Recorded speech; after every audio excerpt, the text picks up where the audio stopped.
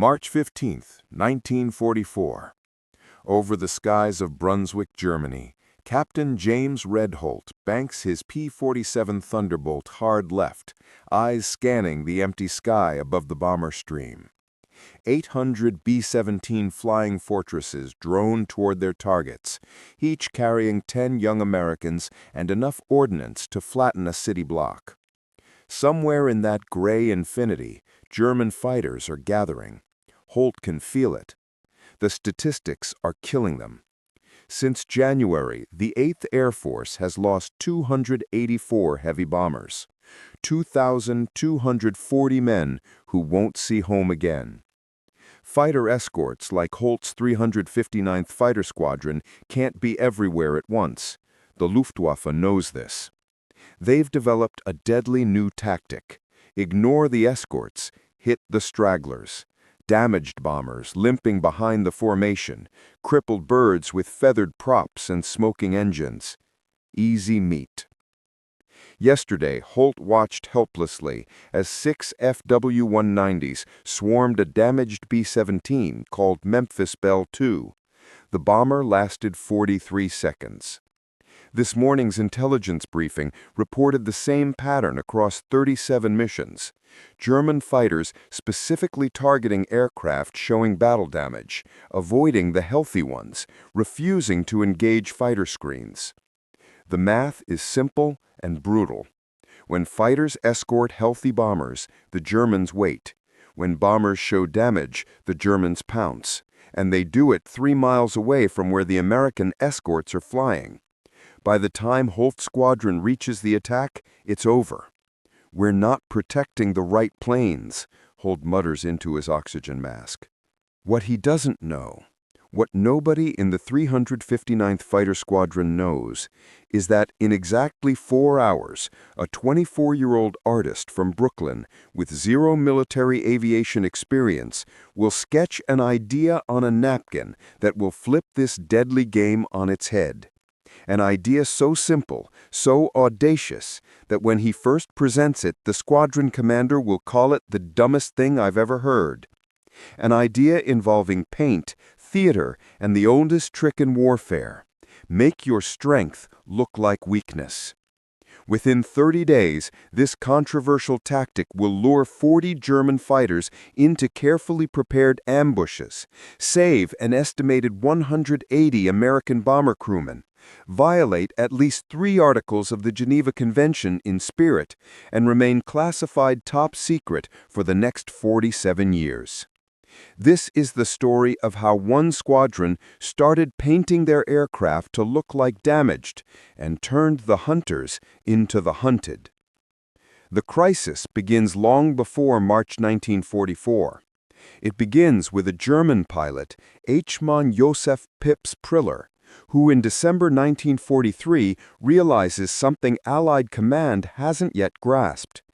Damaged bombers are predictable. Priller writes in his tactical doctrine distributed to JG-26, "A healthy bomber fights. A crippled bomber runs.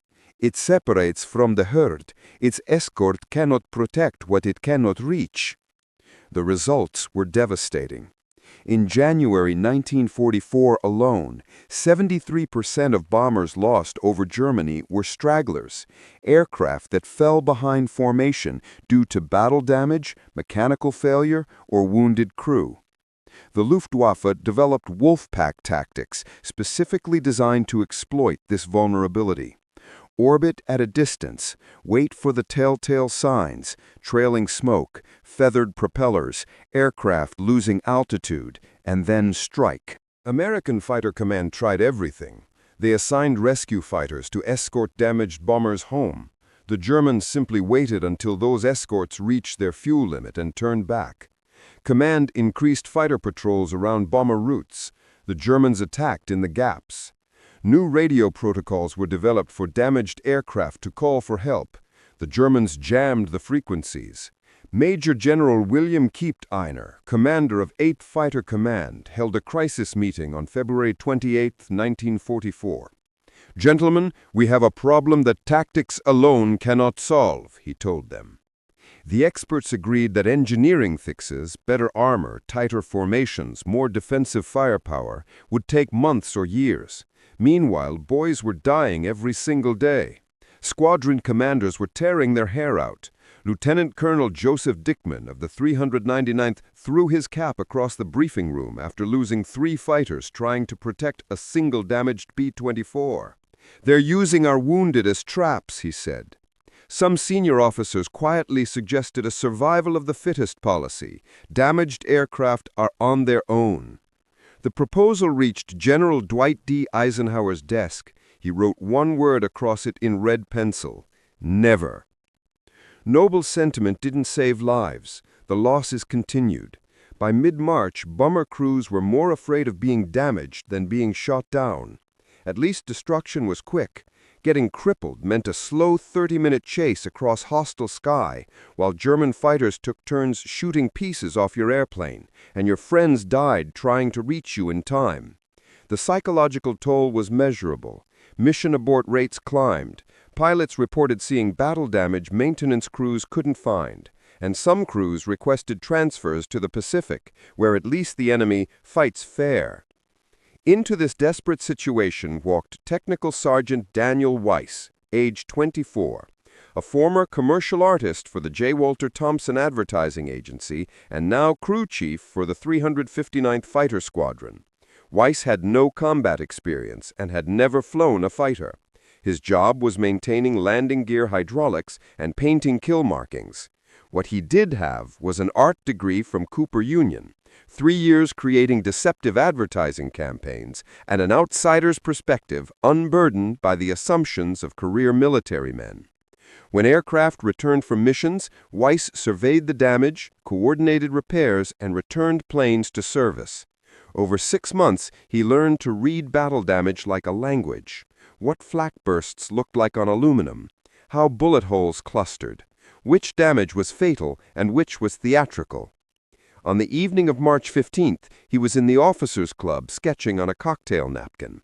He was nominally off-limits to enlisted men, but tolerated because he kept pilots company while they processed the day's losses. Captain Holt was 3 whiskeys deep, talking about the B-17 he couldn't save. "They can smell wounded aircraft," Holt said, "like sharks smell blood." Weiss was half listening, drawing a P-47 but adding theatrical battle damage, smoke trails that didn't quite look real, 2 symmetrical bullet holes, a caricature, a cartoon of damage. Then his pencil stopped. He stared at the napkin. "What if we make them think they have the advantage?" he asked. Holt didn't hear him at first. Weiss said it louder. "Captain, what if we make them think they have the advantage?" Nobody talked about it outside that hangar. Not other squadrons, not intelligence, not anyone. Word leaked anyway. Within 72 hours, Colonel Hubska of the 56th Fighter Group heard about the decoy scheme and drove over personally to see it. He watched a demonstration flight, 3 damaged P-47s limping across the sky, smoking and wobbling, while 8 more P-47s orbited at 15,000 feet, invisible from below. The decoys performed perfectly. When they landed, Hubska cornered Lieutenant Colonel Dickman. "Does 8th Fighter Command know about this?" he demanded. "Not yet. They'd shut it down immediately," Dickman answered. Hubska, a legendary commander with 17.75 confirmed kills, whose opinion could make or break careers, said, "This is either genius or a court-martial. Either way, I want my group involved before headquarters buries it." March 20th decided everything. Fighter Command sent Major General William Keeptainer and a staff of 12 officers to evaluate the program before authorizing or prohibiting its use.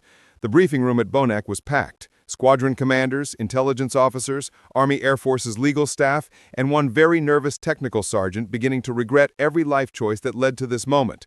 Weiss presented the concept, the fake damage, the theatrical smoke, the flying performance, the ambush tactics, and used words like deceptive engagement protocol and asymmetric response strategy because they sounded more military than "we're going to fool them with paint and trap them." The legal officer interrupted immediately. "This constitutes perfidy under Article 23 of the Hague Convention. Using false signals of distress to lure the enemy is explicitly prohibited." Weiss countered, "We're not using distress signals. We're not false flagging. We're using camouflage." The room erupted. Opinions split predictably. Combat officers wanted to try it. Staff officers wanted to bury it. General Keeptainer let them argue for 3 minutes, then asked the legal officer a quiet question. When the Germans developed tactics specifically targeting damaged aircraft, did they violate any convention? No, sir, came the reply. Targeting wounded is unsportsmanlike but not illegal. And when we paint our aircraft to resemble damaged aircraft, we are engaging in deception, the legal officer said. Keeptainer looked at Holt. You flow this profile. Can you maintain combat effectiveness? Yes, sir. Full defensive capability, full offensive capability. We're just acting. Colonel Hubska's assessment followed.